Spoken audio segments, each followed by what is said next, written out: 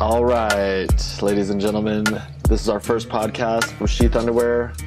My name is Robert Patton, and I am here with CCO of Sheath Underwear and CEO of Time Wheel, Matt Humble, my brother. Welcome. Hey, what's going on? This is our first official podcast, I believe. We've been doing some lives and streams on the social media networks, but this is going to be our first official Sheath podcast posted on YouTube. I'm very excited. Thanks for helping me set this up. Absolutely. Yeah, happy to be here.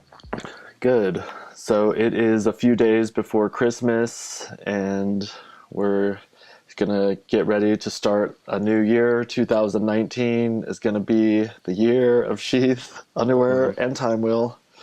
Oh yeah. Doesn't everyone say that though? Next year, this is our year. Yeah, I mean, it is our year every year. That's what's funny. And then the next year comes and then it's our year again. Yeah. They just keep getting better. That's what I always tell people. I'm like, may next year be the best year of your life, and may they only get better from there. Because you want to keep making progress. Totally. And we've been making progress for about, since 2014, so 4.5 years. I mean, it started back in 2008 though. And we have some notes here, but I thought of something last night, and you were very instrumental in the creation of this brand and business, Sheath Underwear. Before it was ever Sheath Underwear, it was called Junk Drawers, and that was my name. But you came up with Sheath, and I wanted to kind of start off. We didn't talk about this, but I wanted you to tell me what you remember about how it all started. Sure. Yeah. So, I think most people know by now you're my big brother, and I've been visiting you on family vacations for, my whole life, really. You've been alive longer than me. So as long as, our mom could tote me around and bring me to places, we've been hanging out. At around age 14, 15, I start to actually be relatable, because it's hard to be, it's hard to relate to a 10-year-old when you're, a teenager and stuff, and you've got your whole world going on. But as I started to grow up, we would actually start to have conversations about creativity and about entrepreneurship and stuff. And I remember you used to be super into the stock market and investing and, business and business news, like CNBC morning stock trading type stuff, waking up, making coffee. I think, I have this ritual every morning of getting coffee, making coffee. I really do think that it stemmed from those early days of you showing me, hey, if you want to be something, you got to wake up early, you got to drink some coffee, you got to plan your day out, and you have to do stuff. So, that would happen. We had this little ritual when I would come stay with you. Sometimes I would just come on my own, and mom didn't come because, as I said, we would start to bond more as I would grow older, and we would talk about stuff. And you had went to the Army, you'd come back. I remember thinking that was super cool because I used to play a lot of Call of Duty and lots of, first-person shooter games. And before you kind of know the experience of the Army, it's kind of glorified in the media to be this really cool thing. He's a soldier, he's a sergeant, he's this and that. And, after the fact, it's a little more intense than, it's glorified to be. And we can get into that later. But, I remember you had brought back this pair of underwear, and you were just kind of like, dude, look what I did out in the desert. And I tried them on, and I was like, wow, these are crazy. And I can honestly remember saying, hold on, I don't need to go outside with these because it feels different than any feeling I've felt before, but it feels good. And I just want to go outside. And I remember going out to your front yard in Colorado, walking around, kind of doing squats and lunges and stuff, just seeing the functionality of the underwear, which are now Sheath Underwear, and realizing this is genius. Whoa, this is a big innovation. I can't believe I hadn't thought of this. No one had thought of this to my knowledge at that time. And I was like, whoa, whatever this is, I want to be involved because this is going to be huge. So, we started having talks, watching YouTube, because YouTube was kind of blowing up back in the day, just about, how to create a business, and reading books, watching movies like The Secret and Think and Grow Rich. Yeah. All that stuff. And we're just kind of like living in this, kind of dream world fantasy of let's do this. And I think that's honestly really healthy. And I think more people should live in the dream world and live in their fantasy instead of, trying to be overly realistic about stuff. But I think we really just had fun thinking, hey, we haven't even sold one pair yet. We don't even have a manufacturer or anything. I must have given you one of the ones I made to try, because I know I was making them for people and giving them out to try. Right. And I was getting mixed feedback, but when I gave them to you, I don't remember giving them to you. I just remember your enthusiastic response about, dude, we have to do this. And when I tell people like about like the story, I'm still in the Army. I'm like married and with a kid and a house, and I have basically a day-to-day job. And I was going to do 20 years of service in the Army because that was my trajectory. That's what I was already doing. But when I say that you had like a cattle prod and you were poking me with this electric stick, like, let's do this. And I remember like laying on the couch, like you'd call me and I'd be like, fuck, this guy is like not giving up on this. And I wanted to do it too, but for whatever reason, I guess I was comfortable in my ways, and you're this young, I don't even think you were 20 years old yet, trying to get me to make a move on it. And so we would brainstorm, like you said, and talk about like what I remember. You flew in and we were going over different names for the company. I remember Southern Comfort was one. Yeah. I don't remember any other ones off the bat, but it was fun talking about it, and we would get excited, and that was part of living in the dream, like you said. I mean, unfortunately, so many people live in be realistic, type of mentality, and we, like you said, chose a different mindset. I had been reading Think and Grow Rich. I know I had given you this unabridged cassette tapes that basically like broke it down to its most informative points. And I tell people like that. I mean, I was like, this motherfucker ran with that shit. I gave him these tapes and he took it and absorbed it and like did not question it really. It seemed like you just had faith that, yeah, this is something that could help me in the future. And ultimately I feel like by giving you that information, it kind of came back to me later on, because you were like 13 or something, I feel like, when I gave you those initially, but this is 6 years later. And I think it takes time for the mind to reformat itself, or rewire itself to think in this new way, because we're so structured by school and our parents to follow the rules and do as you're told, and go to school, go to college, get a job, get married, have kids, and retire. But the book Think and Grow Rich tells you to dream, to make an impossible goal, like something you don't think you could ever achieve, maybe even. And and I don't know, we've done it, but like going back, I just want to, it might not have happened without you pushing me. But once it got started, there was no stopping it, Totally. Yeah, it was the perfect storm, like I feel like ever since I was young enough to understand what my mind was at all, I was kind of like, what are these mental pictures?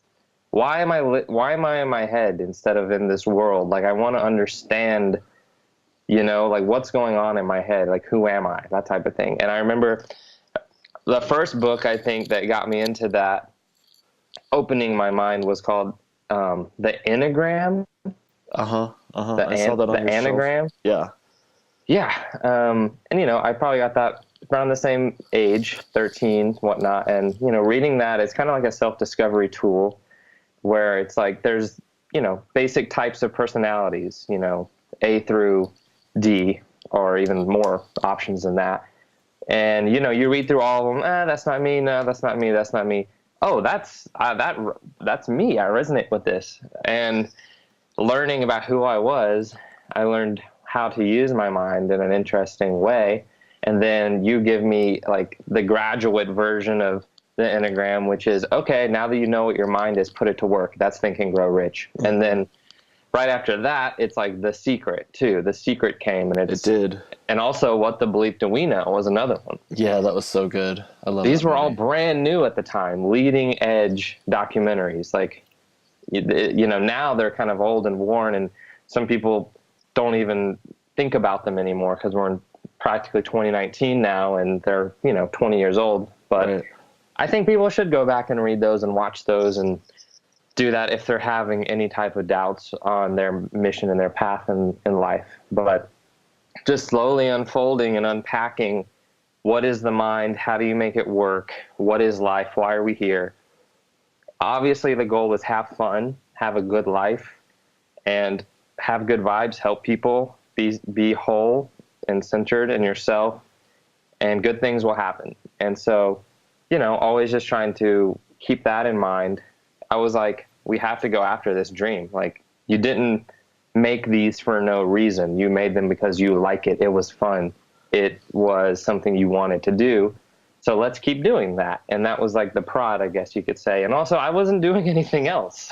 So it was like, you know, I've been making music for a long time, but those kind of creative spurts, and also videos. Yeah. But those are like creative spurts. They're not 24/7. So like a lot of time was available for me to think about, hey, this could actually be really big. We should actually really do this. And so I remember, with the name SHEATH popped in my head. I remember for sure I was in community college. Yeah. I think I was probably 18 and maybe 19.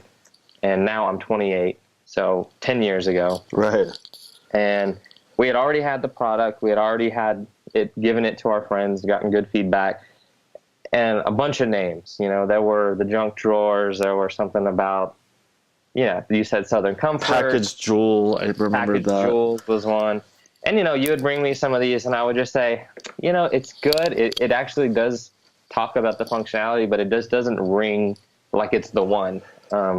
So eventually, somehow or another, the word sheath just popped in my head, and I said, whoa, that actually hits the functionality too. Yeah. And in a way that it seems cool, because Yeah. I've always been into like medieval, you know, like the Vikings show, Game of Thrones, you know, like, yeah, you know, like just medieval stuff. And I was always thinking it was really swords and shields and sheaths and armor and capes and all that stuff was cool. And I would play video games that was like that, like RuneScape and World of Warcraft back in the day as a kid. And so when that rang in my head, I said, whoa, I really like that. It has like a bold, masculine, kind of like charged up feeling, sheath. And I look around, there's no other brands called SHEATH. There's no other brands doing what we're doing. Yeah. So I was just like, hey, what do you think of this? And I think you were like, wow, I really like it. Let's make a logo. And so we started deciding on logos. I'm sending you a couple back and forth, just being like this creative kind of engineer, you know, because I was good with the computer and Photoshop and all that good stuff. And then we found and settled on a logo, you know, like you had really liked that shield icon. And it was very like iconic, you know. It is. Yeah, and it kind of resembles military ranking symbols. It also kind of looked like the transformer type of a thing. So there was all these different ways of seeing it, but it definitely just looked cool. And I mean, I remember in my mind, the way it went down, I'm taking a nap, which I do every day. Shout out to naps. And news on that front, but we can talk about that later. I'm getting surgery soon, so that hopefully I don't have to take so many naps. But anyways, you call me on some like random day. It was like a weekday, and you're like, this is my memory. You didn't even say anything. You just said sheath. You're like, I picked up the phone and you said sheath.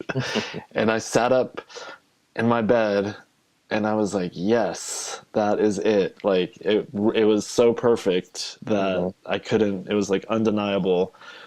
Yeah, I mean, I'm glad everyone in San Antonio now, we're 10 years in, they know the word sheath and they know how to pronounce it and it's stuck in their brain. And I hear it all the time. We go to the local gym and almost probably 50% of the people at our local gym are wearing our product. And they're like, yo, do you know Robert? And I'm like, yeah, he's my brother. So it's just awesome. They're like, dude, I'm wearing sheath right now. And so it's cool how it's kind of caught on and on a local level, and then even more so on a nationwide and worldwide level as well. 74 countries, baby. We were selling in 74 countries. This year, we're going to do $1 million for the first time. It took 10 years to become an overnight success, if you will, but that's like some of those principles that we talk about, persistence and faith and desire. You want it bad enough, if you believe it can happen and you don't give up through persistence, you're gonna make it. I mean, most likely, unless you're 100%. Yeah, like I wanted to be in the NBA when I was in high school, and maybe that was somewhat unrealistic. However, I think had I stuck with it, which like injuries and whatnot saw to it that I did not stick with it, but maybe I could have made it as a coach or something, so like you might not get exactly what you want, but you'll get something even better maybe. And all of that hard work and working towards something that is almost impossible was transferred to my jobs, to when I joined the Army. And then when now I'm here at Sheath, and I still have that work ethic of trying to do something that the odds are against you. Right. Yeah, I think one of the best quotes I heard, and I actually didn't even hear this until after, we had put in a lot of good work and already known our path, but it rang true to me, and I think other people should hear it, is the world around you, pretty much everything, the products, the MacBook, the phone, the whole world, the whole infrastructure, the roads, the buildings, everything in the world was created by people who are no better or worse than you. Like they weren't more genius than we have the ability to be. They're just like us. So with that in mind, the best products in the world were made with someone with the same mental faculty as you, the listener, right now. You can make whatever you want. It takes a lot of people, so it takes leadership, it takes teamwork, but one person had the idea. You know what I mean? Like anyone can have an idea. Anyone can have a good idea and just execute on it. So the whole world around you was made by people with no more mental faculty than you. So everyone is a genius in my mind. You just have to unlock it, believe it, integrate it into your life, and it'll work. It'll work for you. Yeah, I mean, persistence is the other big key, of course. Huge. I mean, Henry Ford, they say, was not of high intellectual capacity, but he was able to make that one engine, and then the combustible engine, and then just like run with that, and he stuck with it forever, and that's what became the biggest car company in the world. And he wasn't this massive genius. And there's so much wasted talent out there. It seems like almost the people that are born, quote unquote, gifted, like throw it away. And the people that have to work a little bit harder, they're almost there, so the average person, they're not talented in any particular way. I'm speaking of me, and I had to try like so hard just to be, like keep up with those people that were gifted. And then as we got out of school and into the workforce, because they didn't have to work so hard in school, it was just so easy to them. That's their work ethic in life. And for people that had to try extra hard, they take that into real life, and then you get like just that level of work ethic and you apply it to whatever it is you're doing. And some people say how you do anything is how you do everything. I had multiple jobs over the years and tended to excel amongst my peers, no matter what it was, from payroll to human resources to being in the Army. And then now having an underwear company, I'm essentially, we are in a peer group of about I don't know exactly how many underwear companies there are. Last time I checked, there were 500, but I think there's probably more like 1,000 or maybe even 5,000 different underwear companies. But when you do the math, like talking about the entire world of 7 billion people, we're in a small group. It's genius, you know, like this industry, because what's funny is everyone needs underwear. I mean, not everyone. I know there's going to be those listeners that are going to say, oh, I'm a free baller, I don't wear it. But go commando. Yeah. But honestly, you wear them sometimes. Don't lie. You wear them sometimes. Sometimes. You know? Yeah. So everyone needs underwear sometimes. And most people, 95% of the world, need them every day. And so it is, you know, like something that everyone needs. You know, we need underwear. So we're providing the very best quality of underwear that we can come up with. And we did our hard research, and we did our prototypes, and we did our feedback and our trials and error. Trial and error. Yeah. And we figured it out, and they're great, and that's why it's succeeding and doing well. And also, I think people understand that this is a ground up company. This is a startup. This is a blood, sweat, and tears thing, and not just we were grandfathered into like our grandpa's company or our dad's company, or so we did it for ourselves in the beginning. And so people resonate with that. They like to see the story of the success and the rise. And I think that also helps our brand and makes us different. And, you know, maybe people aren't going to buy Fruit of the Loom or whatever as opposed to us, because they want to support someone who's doing something that inspires them. So, and let me say something on that. Like, a little kudos to you and your character and starting this business. I mean, and my recollection is that you didn't get any money paid to you for like the first 3 years, maybe even more. And that's called sweat equity. And I mean, I just want to put that out there. You did that, but if you out there listening are in a startup, don't get greedy right away. You know, like, wait until the ship comes in before you start asking for your piece of the pie, because, you know, we just bought this, you know, like Mercedes Sprinter that we're going to be able to travel around the country, go into different venues. You're in a band, you're going to use it for the band, but for Sheath, we're going to go to these different trade shows and events, and I felt like the justification, part of it was like, this motherfucker worked his ass off for years without pay, and now we're finally making something, and this is like, let's make this happen, because I know it's been a dream of yours, having been in a band. You always wanted a tour bus, and this is essentially like another dream come true. Totally. It really is. And yeah, I mean, I want to speak on a couple angles of that. And, you know, one of them is, if you're starting a company to make money, you're not going to succeed.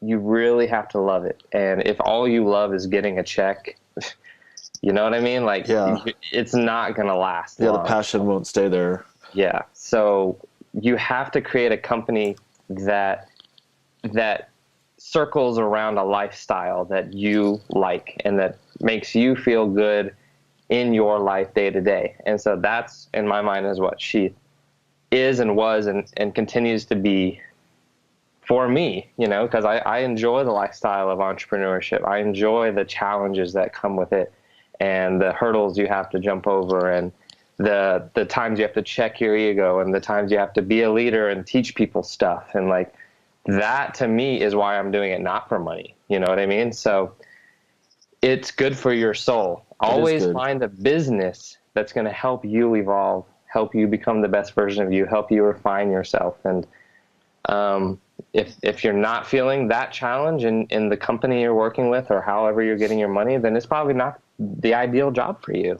And so I think that comes first, and then the money comes later. And a lot of people should realize that, and the same thing with the label, Time Wheel, which is our label. For a long time, we had no intention of making any money at all. We just wanted to have a collective. We just wanted to say, hey, I want a platform to put our music on and the music of our friends. And that's it. Like, we just wanted something cool, just something on the web. It looked cool, had nice branding. It brought together like-minded individuals who are creating art in the form of music and also visual art and videos. And then, we do that for a year or two, and we start to see, oh, we're getting offered money. Oh, we're playing a show. We're getting offered money. Like, oh, we're helping other businesses understand what it is we did, and we're consulting with them, and we're getting money. And because of the love, the opportunity came. We didn't start the label to make money, because trust me, if you want to make money, the label is not the company to start, because the music industry is a wild west right now, and people are not selling albums the way they used to. And, we don't need to go down that rabbit hole, because that's like an hour talk on its own. And I could talk for days about the music industry. Napster disrupted the whole game, and now it's about performing. You got to get out there and perform, and that like circles back to the new asset we bought, which was the Sprinter. And so and hopefully I wanted to bring that back up too, is like you had said, the teamwork of both of us for a decade, us discovering who we are, what do we find fun. We found that festivals, conferences, getting out into the world instead of being locked in your room is a lot of fun. It's really good for your soul to travel, see new places, do new things. And a tour bus can act as an Airbnb. It can act as a plane. It can act as a place to rest in between all the busyness of festivals and conferences and everything. So it's like this little pod, it's like we have like this mini home. It's almost like a tiny house. Yeah. And it's our like tiny home pod that we get to like navigate the world with. And it has been a long time dream of mine. And we actually tried to do it with this current van. I have a VW Eurovan.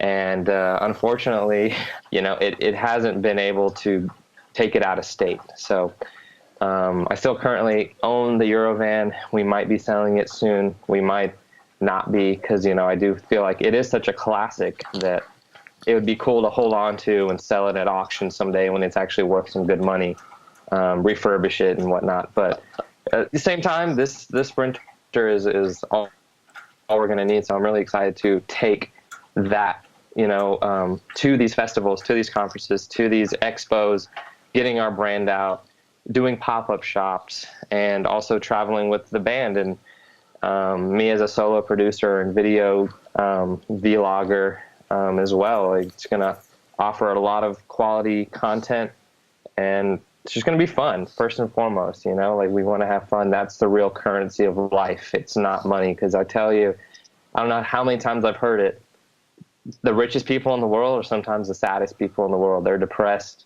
Their lives are ruined.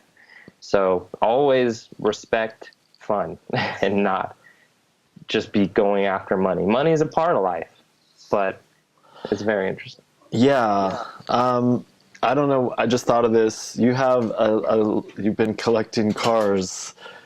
It seems like you have like a nice little collection of vehicles now. And what was the like impetus for your love of vehicles? I had a good friend when I was about 12 years old. I lived in Dallas with our aunt and uncle for 6-7 months.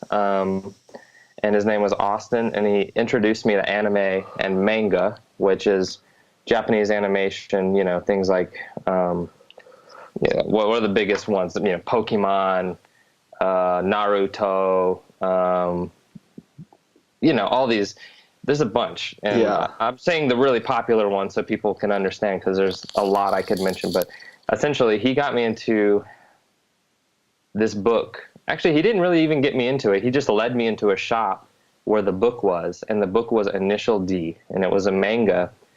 And I opened it up, and for some reason, I just really fell in love with it. At first, it was just the story, but in the story, you're learning about cars, you're learning about the functionality of cars, and you're learning about the artisan driving techniques that pretty much make people legend. And I got really into kind of like classic Japanese style cars, and so had been like this big vision in my head since I was 13 years old. Someday I want to have a car like this. Like, this is my dream car, Yeah.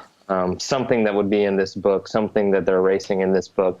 And, eventually I was able to manifest that, just through hard work and keep staying dreaming. And it's super surreal now because, I used to work at the HEB, which is a grocery store chain here in Texas.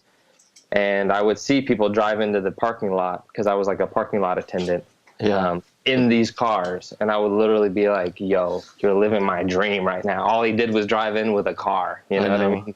It was that car. It was a Evo, or it was a WRX, or it was like a Nissan R34 GTR, like something like that. And I would just stare at it and just be floored. Like, I look at those things like higher than I look at Lamborghinis and Ferraris and Bugattis. Like, for some reason, it was like, I just have to get one of these. And eventually, through hard work, through saving money, I was able to get my first kind of car in this collection, which is a 2004 Subaru WRX STI. So that, was like a dream come true for me for several years. And at a point, you have more money and you have more options. So I decided to get another car, which is the actual star of the manga, Initial D, which is the Toyota AE86. I did not know that. Interesting. Yeah. I remember I was there when you bought the WRX. And is that the car from Fast and Furious, or am I wrong on that? They have one in there. There's a lot of cars in Fast and Furious, but you might be thinking of a GTR, because that was like the biggest one. Interesting. But it's interesting because, I'm actually pretty into spirituality and into not being solely materialist and stuff. And yet I'm collecting like these cars, but at the same time, they're not that expensive when you look at them. Like, some people are buying a Mercedes that costs 5x it, and it has 2 seats and has practically no functionality, versus our Sprinter, who's going to be able to do a lot of good stuff for the company and hopefully for the world. And these cars are, the AE86 was $9,000. I mean, that's not a lot. I mean, it's a lot of money, but it's also not an obscene amount where it's like, yo, why would you spend that much on a car or whatever? Right. So, no, people are spending 25 G's on a wedding, in whatever, like a engagement ring or whatever, that just, it's like a little rock that doesn't do anything. 9,000 for something that's a collector's item that you can actually drive around. And I know you loaned it out for some video production. Yeah, it's been used in music videos because it's very rare and it's in great condition, and it's cool, like, if it went away, I would still be okay. Yeah. But in my mind, it's just like that little trophy of who I was when I was a kid. I actually accomplished the dream I had as a kid, which was have one or two of these amazing cars. And so, I have them. It's crazy. You're living the dream, baby. And that's totally. Like, it's ethereal because it started off in your brain and then became a reality. But you had mentioned how, you're not that materialistic. You're more spiritual in nature. And that's not a normal pathway for most people. Like, I was in the Army, I was in a cubicle. These types of jobs do not necessarily contribute to a spiritual lifestyle. But I know when I got out of the Army and moved back home, and we got like more connected, because this is like 2005 13, 14, a few years into SHEATH, but nothing had happened and for like 3 years because of the initial debacle with the production that set us back 3 years. But when I got out of the Army, I moved back and we redesigned the entire underwear, like design of SHEATH, and we ended up doing a Kickstarter. But when I first got back, you were in this whole spiritualized nature of, like of living. And that resonated with me.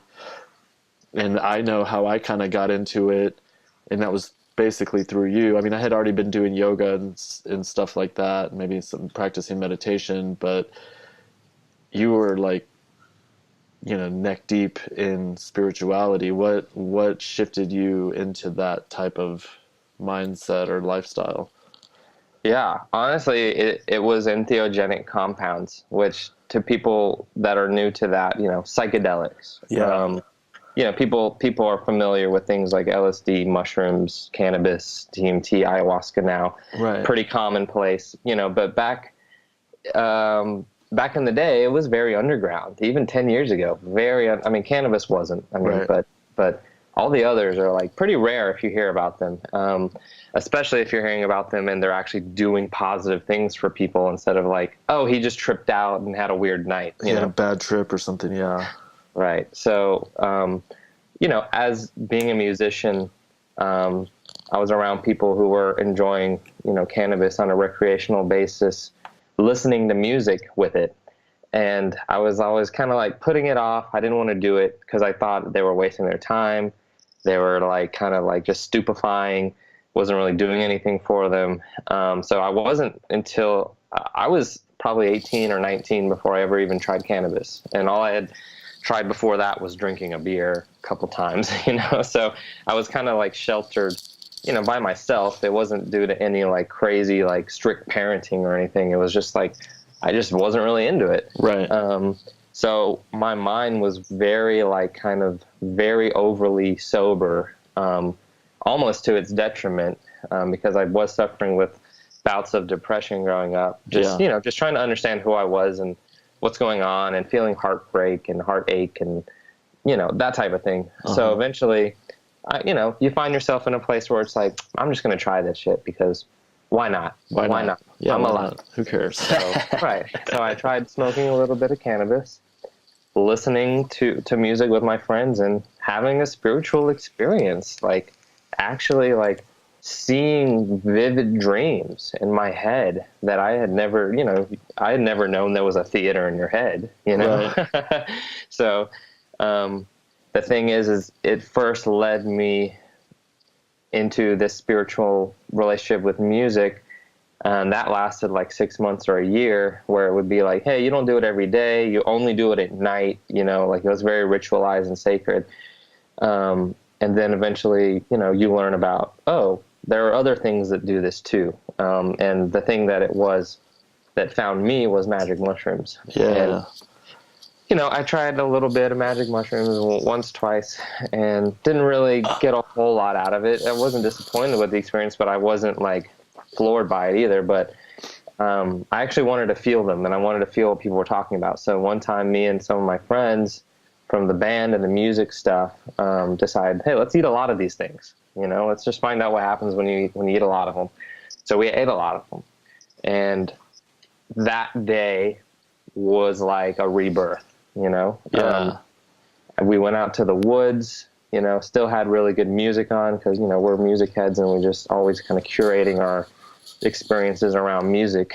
And I realized what we are on a bigger scale, what humans are, what the earth is, why we're here. And it's kind of all like hard to describe, but essentially it gave me meaning and purpose and understanding of who I was on a deep level.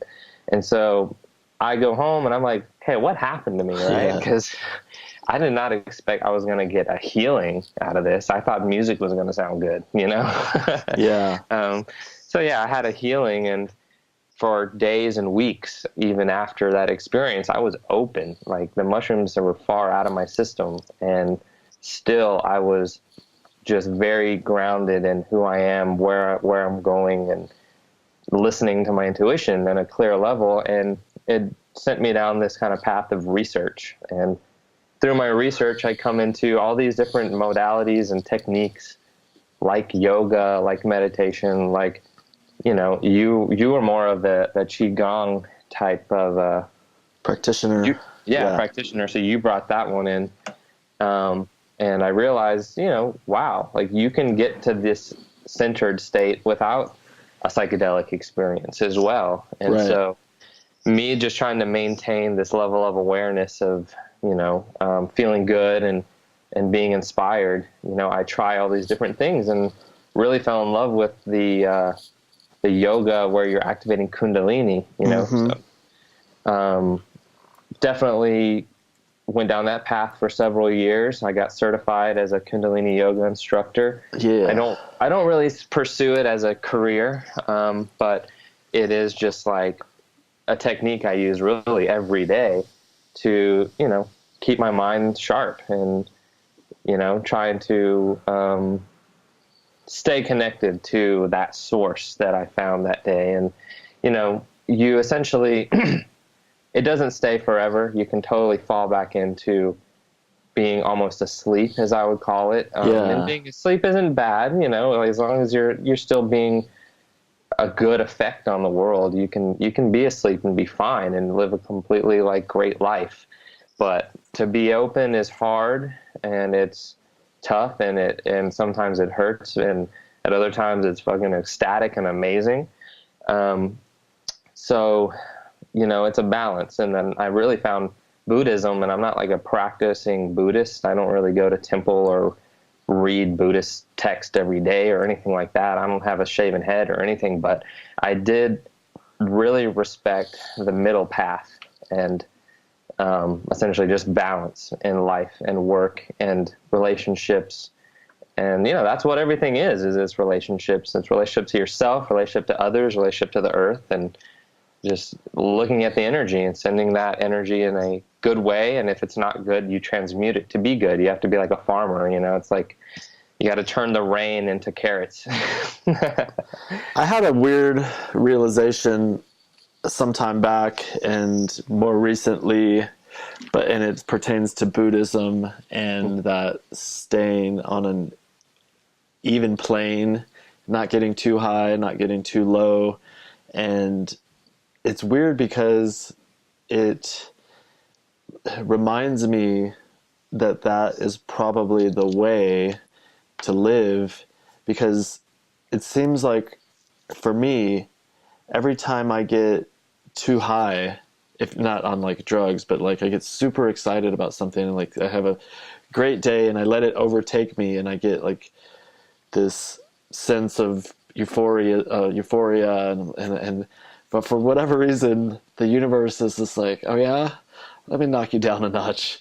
And it's weird. I mean, you can do great things, but I guess don't get too excited about it. Like, don't pat yourself on the back too much, because for whatever reason, God will show you the balance of things and be like, okay, so even though we're successful, it's hard for me to get too excited, because I feel like for every up, there's a down. Unfortunate, and I don't know that that's 100% to be the case, but I've found that to be the case in my life on occasion, where I'm like, oh man, I was having the best day, and then some other bullshit happens that kind of like knocks you down beneath where you were before. Right. You were, you know, like on that even plane. And so I like to just, as the Buddhist lifestyle kind of teaches, to just stay balanced. Centered and balanced. Centered. Yeah, centered. Totally, yeah. Instead of going from one extreme to the other, because, yeah, it's interesting. Because as you become more successful, each success is kind of usual and normal. Yeah, you're expected.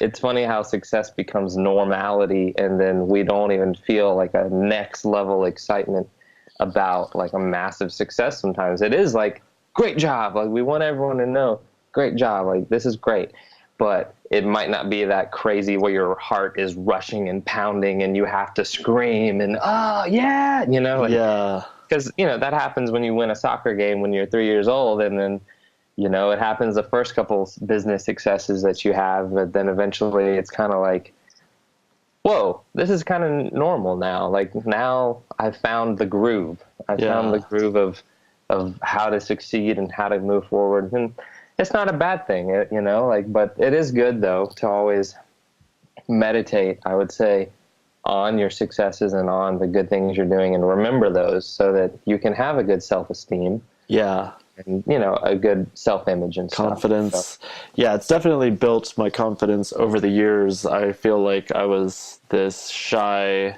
introvert that was like scared to talk to girls or whatever. And now I'm just more confident in myself. And it comes through having achieved some successes and then seeing my peers complimenting me, rooting me on, good job, we've been watching you, you know, I see what you're doing, keep doing it. And so it's like, oh, okay, yeah, I guess I am doing good, but I can never be like, I'm the shit, man, I'm the fucking fuck all you guys ain't shit compared to me.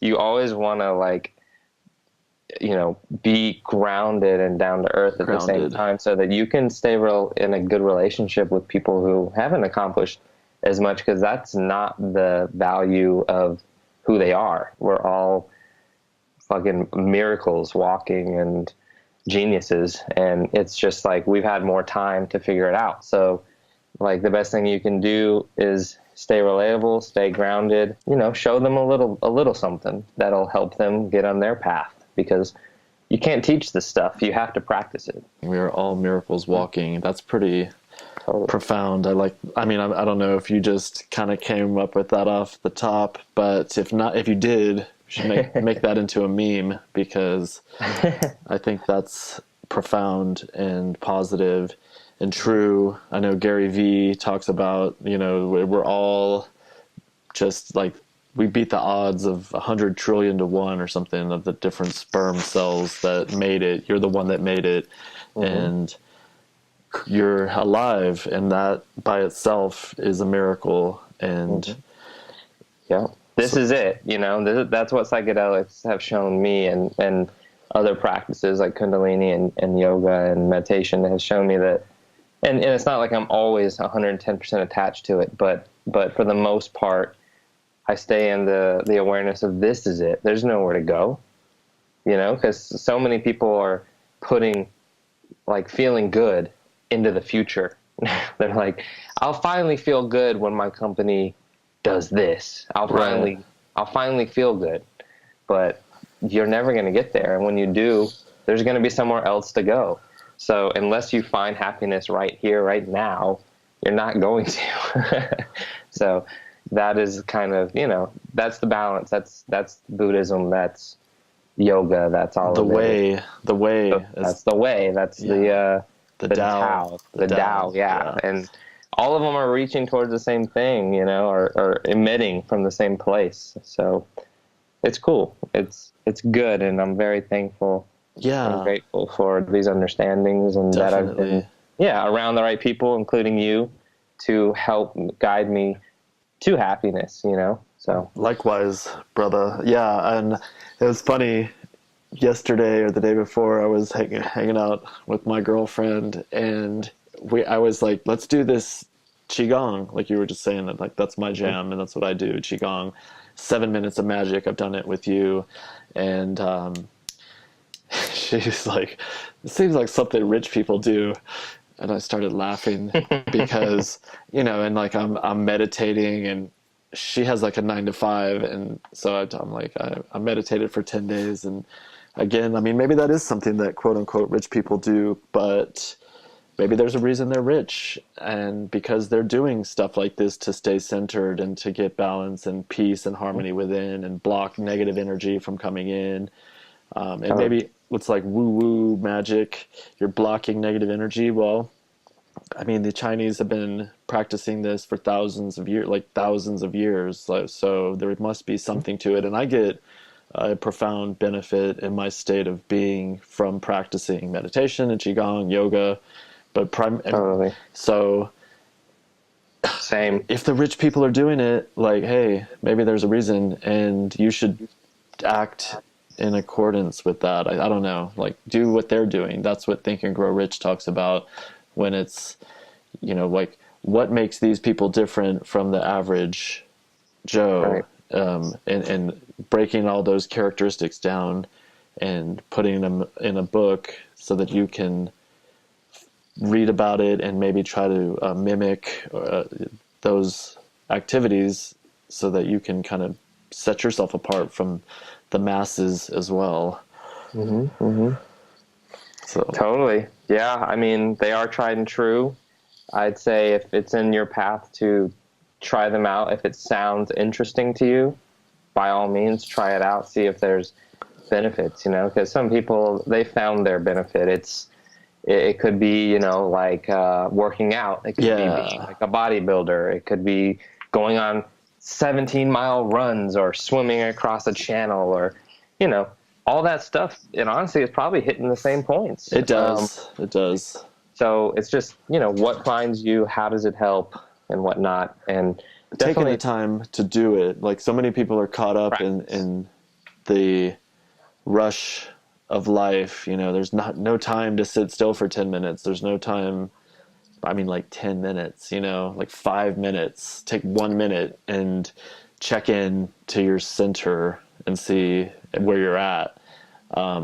People probably take decades before they are maybe forced into some scenario where they have like a tragic event and or like a break in their health, their overall health, and then they reflect.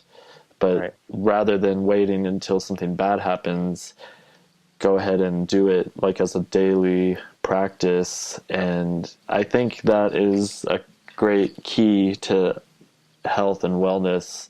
I agree. Totally is. And, I'm happy to be able to, hopefully help anyone, even if it's just one person with this podcast, by expressing this, like just being true with who we are and how we've gotten where we are. Right. So, Yeah. I mean, because I don't know that I would have been able to sustain the stress of getting this company launched, which I think that's one thing that people don't quite understand about running your own business is, yeah, you get to make your own hours and work for yourself, but when the shit hits the fan, it's all on you and your team, and how you treat your team is going to be important because, like my mind went to Donald Trump and how all of his cabinet members and all the people that work with him, like they only last a little while, and it's probably because he doesn't treat them well or like listen to their opinions and ideas.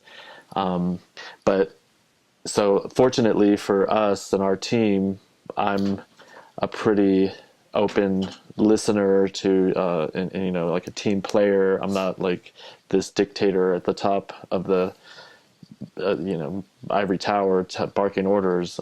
We work together, and I rely on you guys and give you all autonomy of creativity and to just create and then put it out there and see what happens. And whenever I have ideas, I do the same thing. But the stress of, like a production taking too long, we have outstanding orders, people are calling us and they're angry or whatever.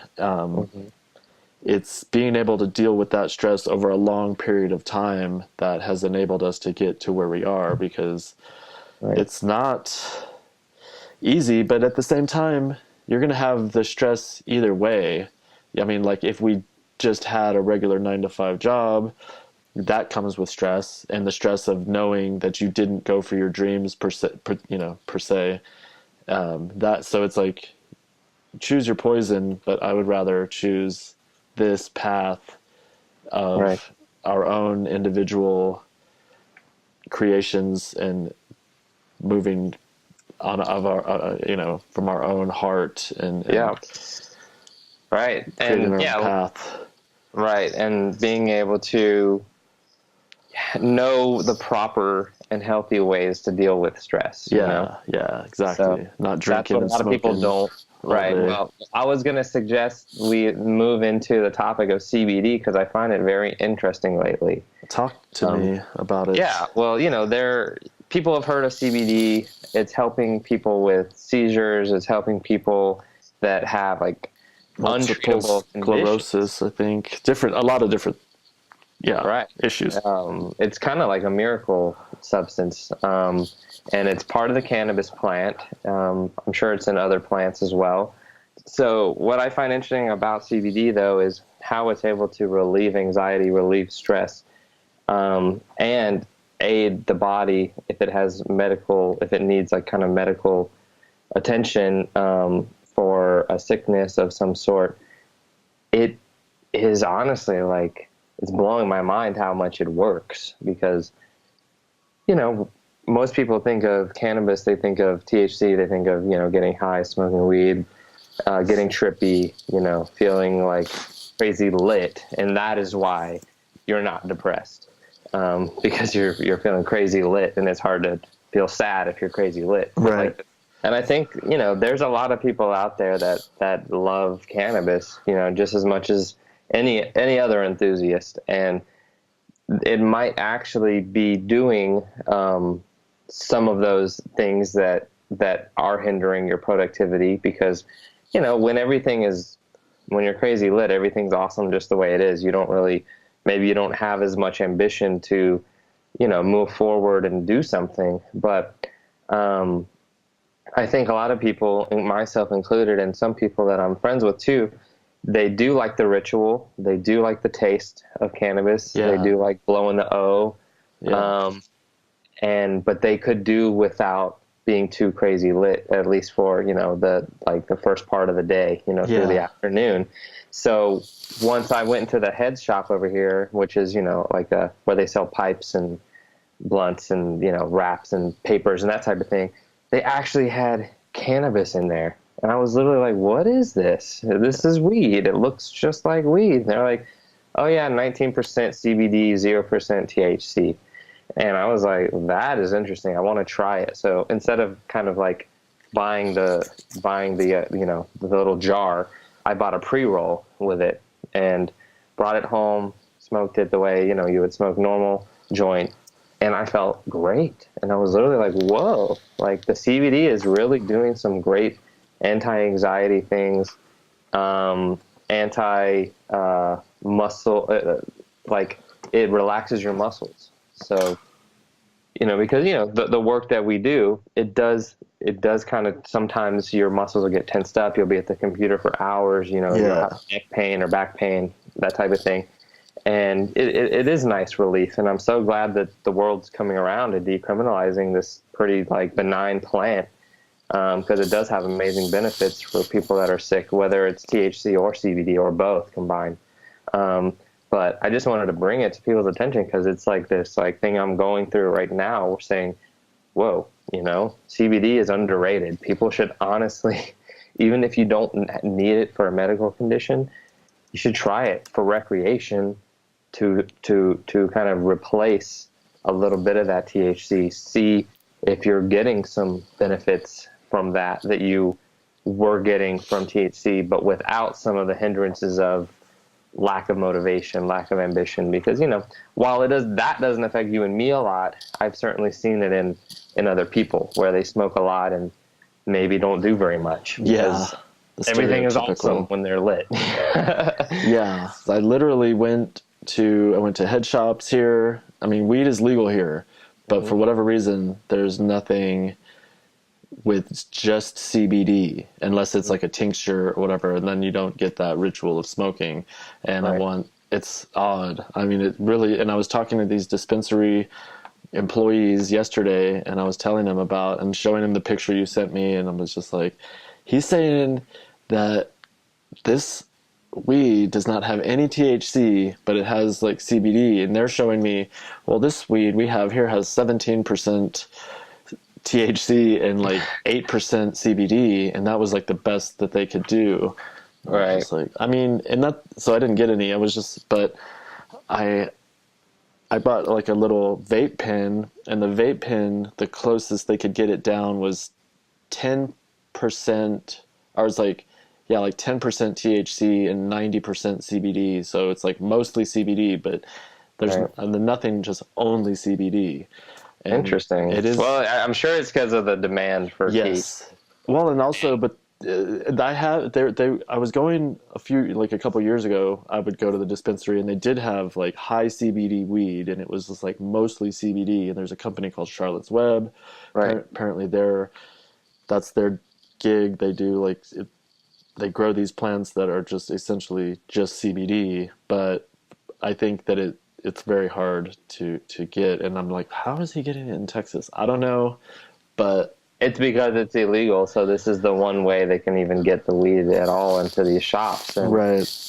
it just so happens that has awesome effects. And in fact, proof of that is when I was in this head shop, there are people in the head shop now that you would have never seen in there before. There was like 60-year-old elderly women like in there for pain. Like it's like a freaking doctor's office. I'm not joking. And like these young kids informing these older women what CBD is and how it can help them, and they're buying it. They're buying it, hundreds of dollars worth of it, you know, That's awesome. because it actually is helping them. So yeah, it's amazing. But you know, I think Texas will probably legalize. I was going to ask you, is there any updates on that? Yeah, I'm not super current with it, but I really feel like in the next 5 years, it'll be done for sure. For sure. Maybe sooner. I would hope sooner, but everywhere else is doing it, seeing amazing benefits as far as decriminalization, less people in jail, a lot of tax revenue, Yeah. healthier people, less traffic accidents. You know, don't quote me on that, but that type of thing. I think so. No, I think you're right. I mean, there's like the statistics in Colorado there are accidents where weed is involved, but it usually has drinking also. Right. You're less reckless for sure.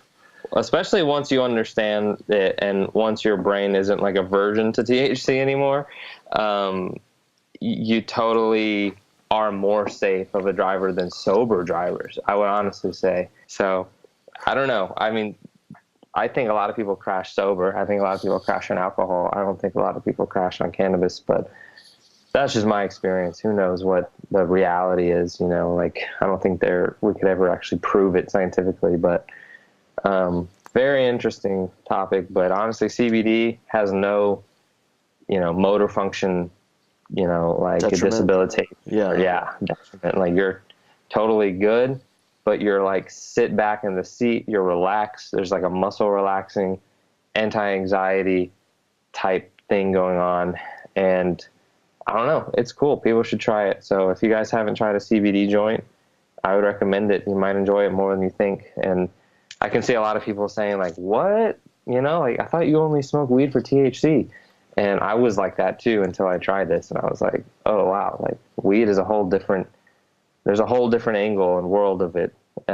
Just try a little CBD. So yeah, I know a lot of people smoke now. It's pretty much like alcohol in society today. So, hopefully it's not falling on deaf ears. I hope at least a couple of our listeners are into this, but yeah. Hopefully we didn't bore anyone. I know that like we're quote unquote successful and we partake in these compounds, and people might be like, how are you running a business and you smoke weed or something, but I think like more and more people, and you'd be like surprised how many people smoke weed and they're very successful.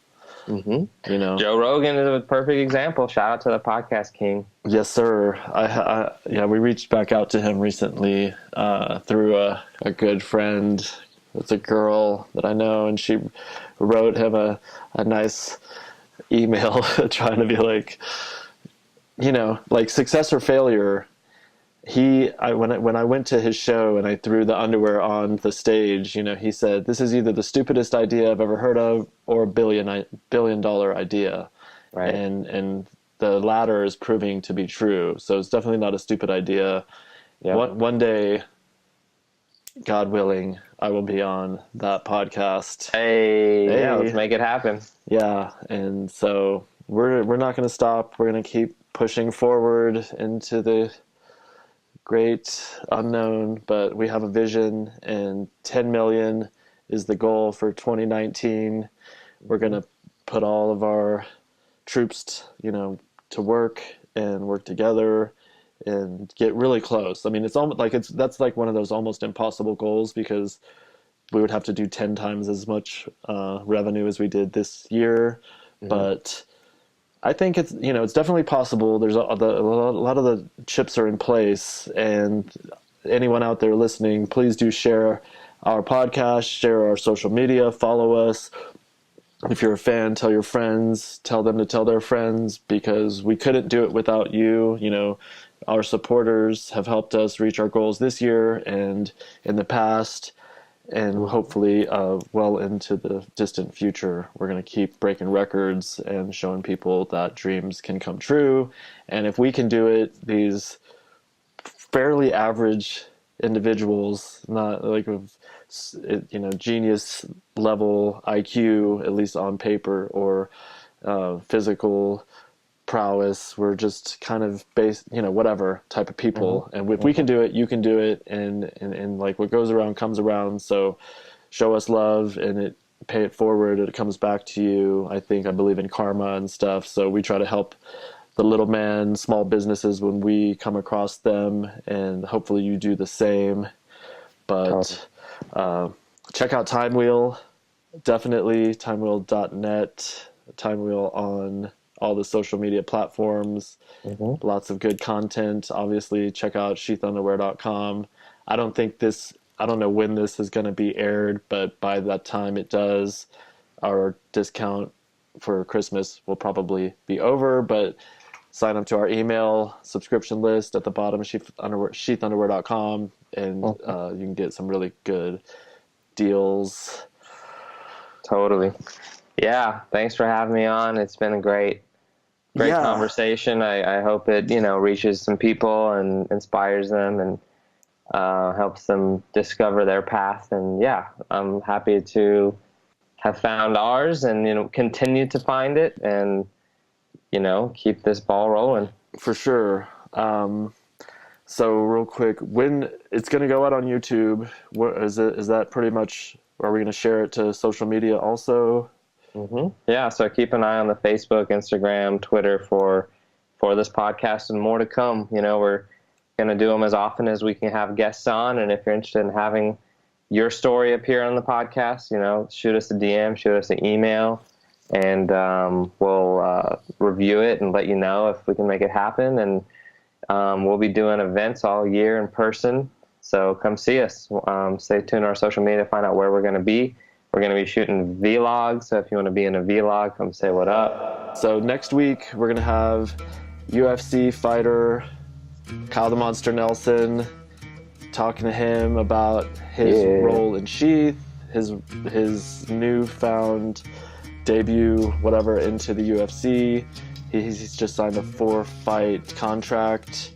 And like Matt said, we're going to be in Denver next month at the International Sportsman's Expo. In the summer, probably you'll see our team at the Flow State Summit. And we did sponsor a movie called From Shock to Awe about some veterans that got PTSD from going to war and came back and found healing through plant medicines.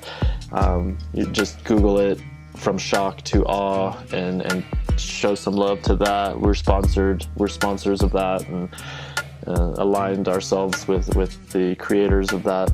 Plenty of guests to come, and if, like Matt said, if you want to be a guest, shoot us a DM on social media. We will evaluate if it's a good fit. And other than that, Merry Christmas, Happy New Year. May 2019 be the best year of your life, and may they only get better from there. We're Sheath Underwear, Time Wheel. We're out.